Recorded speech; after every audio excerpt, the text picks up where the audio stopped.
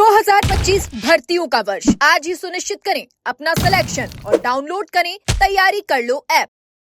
Hello everyone, my self Vandana Gupta. मैं REET भर्ती परीक्षा 2022 के बारे में आपसे कुछ बात करने आई हूँ। मेरा जो विषय है वो है चयनितों से अधिक अंक लाने भर्ती परीक्षा से बाहर रखना।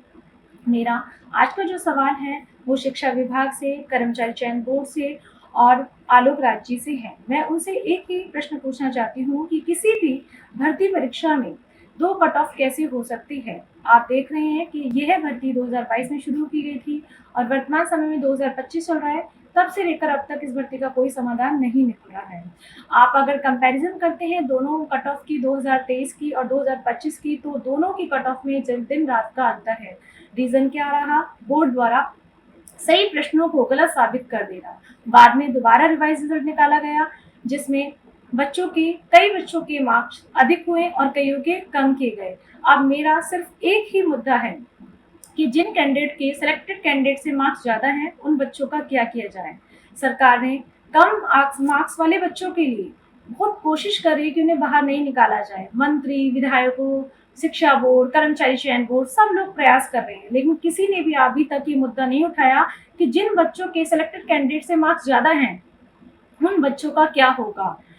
किसी भी भर्ती परीक्षा में आप 2 कट ऑफ कैसे जारी कर सकते हैं? अगर हमसे कम मार्क्स वाले बच्चा जॉब कर रहा है तो हमारा भी राइट्स बनता है कि हमारे उनसे ज़्यादा मार्क्स हैं तो हमें इस न्याय का अधिकार माना जाए। आपके सामने है, बोर्ड कई बार पॉइंट्स 1 से भी बच्चों को बाहर करती है। वर्तमान समय में अगर हमारी स्थिति देखें तो हम तो मार्क्स पॉइंट्स से क्या, हम तो बहुत मार्क्स से ऊपर ज़्यादा जा रहे हैं। तो सरकार को इस बात पर विशेष ध्यान रखना चाहिए कि जिन बच्चों के मार्क्स बढ़े हैं कट ऑफ से उन बच्चों के लिए कुछ तो सॉल्यूशन निकालना चाहिए। जिस तरह से सरकार सेलेक्टेड कैंडिडेट्स के जो बच्चे जॉब कर रहे हैं उनके लिए शैडो पोस्ट की कोशिश कर रही है, उसी तरह जिन बच्चों के मार्क्स बढ़े हैं लास्ट कट ऑफ से उन बच्चों को भी उन्हें शामिल करना चाहिए। मेरी सरकार से विनम्र अपील है कि इस बारे में जल्द से जल्द बच्चों को अवगत कराएं कि उनके मन में क्या मंशा चल रही है। और हम लोगों ने भी अपने स्तर पर भी व्यक्तिगत रूप से प्रयास काफ़ी किए जा रहे हैं। हम लोगों ने मिलकर याचिका दायर की हुई है हाईकोर्ट के द्वारा।